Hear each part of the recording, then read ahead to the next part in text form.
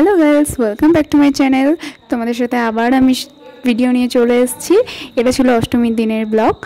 তো এখন মা রেডি হয়ে গেছে, বাবাও রেডি হয়ে গেছে। এখন মা বাবা যাবে মণ্ডপে অষ্টমীর অঞ্জলি দিতে, আমিও যাব। এখনও কিন্তু আমার স্নান হয়নি। তো মা আর বাবা একটু আগেই চলে গেল। তারপরে মাকে সুন্দর করে রেডি করিয়ে দিয়ে, মা তো নিজেই রেডি হয়ে গেছে, মাকে রেডি করিয়ে দিতে হয়নি। তো তারপরে যাই হোক, মা তারপরে বাটা নিয়ে চলে গেল মণ্ডপের দিকে। আর এখানে আমিও পরে স্নান টান করে রেডি হয়ে গেছি। জামাটা পরে কেমন লাগছে আমাকে অবশ্যই কিন্তু কমেন্টে জানিও। তারপরে স্নান টান করে চলে গেলাম মণ্ডপে। এখানে দেখলাম সকলেই চলে এসছে, কিছুক্ষণের পর অঞ্জলি শুরু হবে। তারপরে আমি প্রথমে অঞ্জলি দিয়ে নেওয়ার পরে আরও একবার অঞ্জলি হচ্ছিল, যেহেতু প্রচুর মানুষের ভিড় ছিল। তারপরে এখানে পরেরটাতে বাবা অঞ্জলি দিল, আমি সেটা ভিডিও করে তোমাদের সাথে শেয়ার করার চেষ্টা করেছি।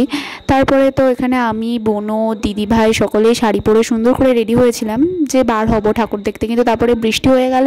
তারপরে যাই হোক আমি কান্নাকাটি করে শাড়ি ঠাড়ি খুলে কুর্তি পরে নিয়ে এলাম। আর এখানে দিদি ভাইও চুড়িদার পরে নিয়ে ও একটু ঠাকুর দেখতে গেছিলো বৃষ্টি কমার পর, আমি আর যাইনি।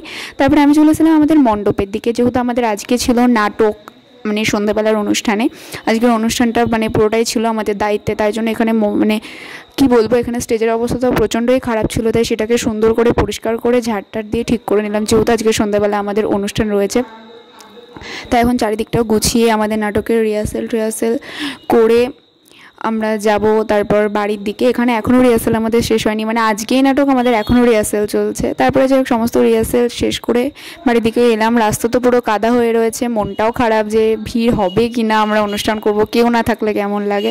সেরকম তারপরে 5টা মতো বাজে, তখনও আমি ঘুমাইনি, আমাদের 7টা থেকে অনুষ্ঠান শুরু হওয়ার কথা ছিল।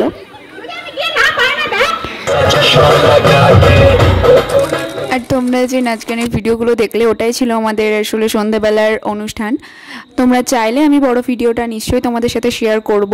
তারপরে আমাদের সমস্ত অনুষ্ঠান শেষ করে আমরা চলে এলাম মাঠের দিকে একটু ঠাকুরটা দেখতে। তোমাদেরকে আগের ভিডিওতেও শেয়ার করেছি মাঠের প্যান্ডেল, মাঠের ঠাকুর। মাঠে তো প্রচণ্ড কাদা, জল জমে গেছে সকালে বৃষ্টি হওয়ার কারণে। আর এই যে ভেতরের প্যান্ডেলটা তোমাদের সাথে পুরোটা শেয়ার করা হয়েছিল না আগের ভিডিওতে, শুধু ঠাকুরটুকুই করা হয়েছিল। তারপরে আমরা ঠাকুর দেখে বাইরের দিকে এলাম। এবার অনেক কটা রাইডই প্রায় হয়েছিল, অন্যবারও হয়, তবে এবার 2-1টা বেশি ছিল। তারপর সমস্ত ঠাকুর দেখে খেয়ে ঠেয়ে নিয়ে আমরা আবার বাড়ির দিকে চলে এলাম এখানে। তো আজকের ভিডিওটা এইটুকুনি ছিল। ভালো লেগে থাকলে লাইক, কমেন্ট ও শেয়ার করে দিও। আর চ্যানেলে নতুন হয়ে থাকলে চ্যানেলটিকে সাবস্ক্রাইব করে দিও। টাটা, বাই, দেখা হচ্ছে নেক্সট কোনো ভিডিওতে।